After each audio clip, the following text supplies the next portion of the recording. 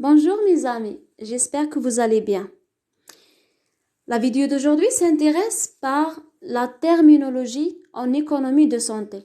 Parce qu'on ne peut pas comprendre ni apprendre un article sans vraiment saisir les termes. Et vous allez voir la différence après avoir vu cette vidéo dans l'appréhension des cours. Le premier terme, c'est l'efficience. Il ressemble à l'efficacité, mais il est quand même différent. L'efficacité, c'est le fait d'atteindre les résultats souhaités. L'efficience, c'est la capacité d'atteindre les résultats, mais un maximum de résultats avec un minimum de ressources.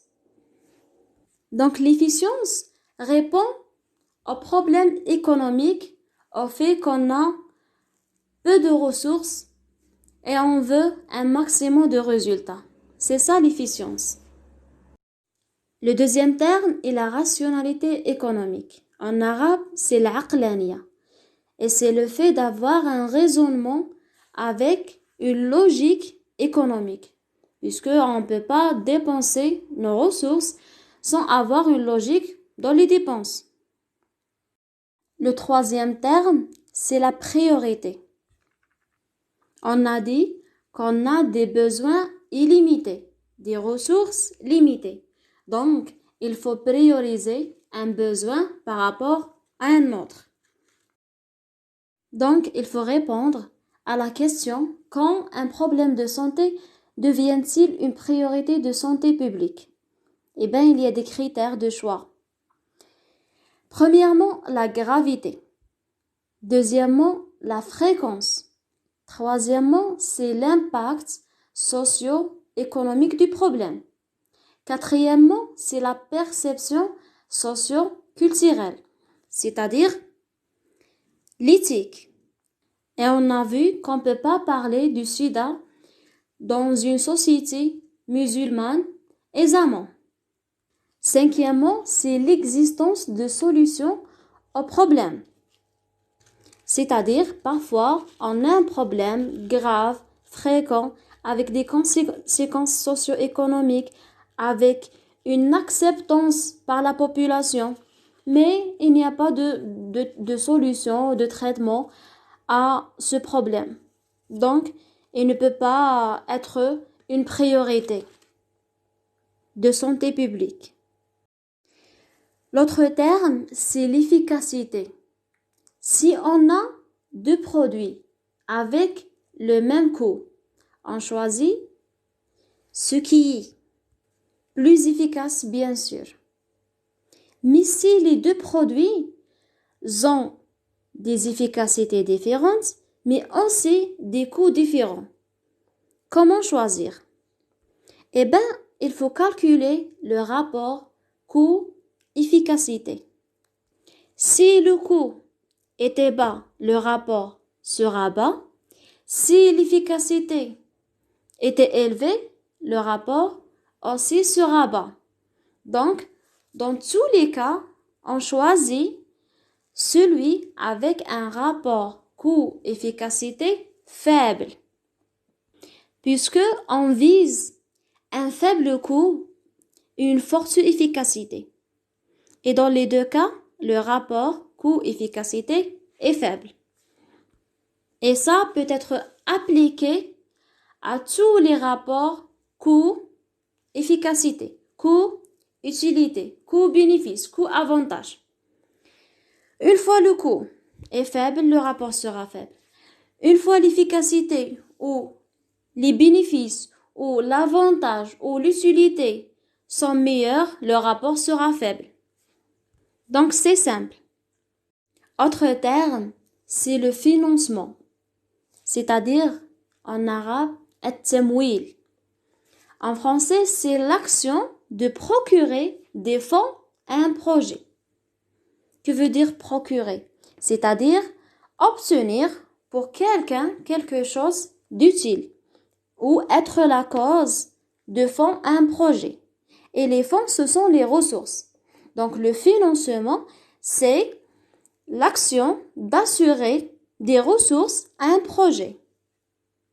Et on fait quand même une révision du terme santé selon l'OMS.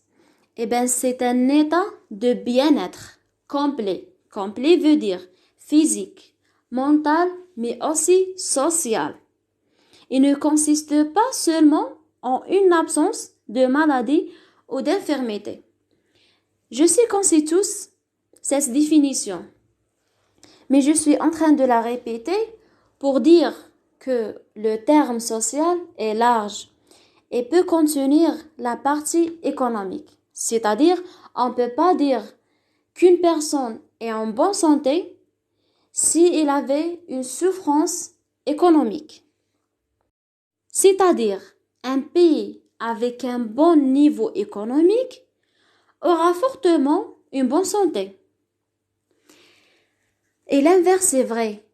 Un pays avec une population en bonne santé aura un bon niveau économique, puisqu'on n'a pas beaucoup de dépenses sur la santé. On est en bonne santé en fin de compte.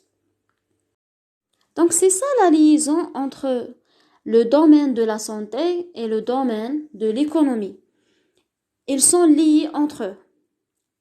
Un autre terme, c'est le coût direct et indirect et la différence entre les deux.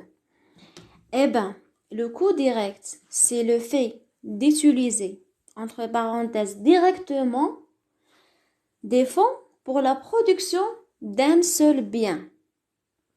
Le coût indirect, il est utilisé pour la production de plusieurs biens. Par exemple, un service peut avoir un budget propre au service. On parle de coût direct. Mais aussi, il peut bénéficier du budget total de l'hôpital. Et on parle de coût indirect. Le coût indirect, il est destiné à plusieurs biens ou à plusieurs services. Autre terme, c'est l'équité. On peut confondre entre ce terme et le terme d'égalité. Mais en réalité, ils sont différents. Si on prend l'exemple d'un père qui veut donner des biens à deux enfants, un ayant un faible revenu, par exemple de 2 millions, et un autre ayant un revenu élevé, par exemple 12 millions. Si on applique l'égalité, il va donner 2 millions au premier et 2 millions au deuxième.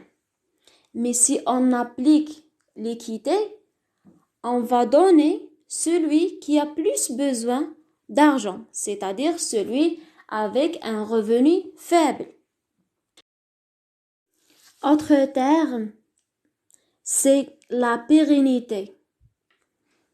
La pérennité, c'est l'abadiya, c'est la reproductibilité dans le temps et dans l'espace avec des ressources locales.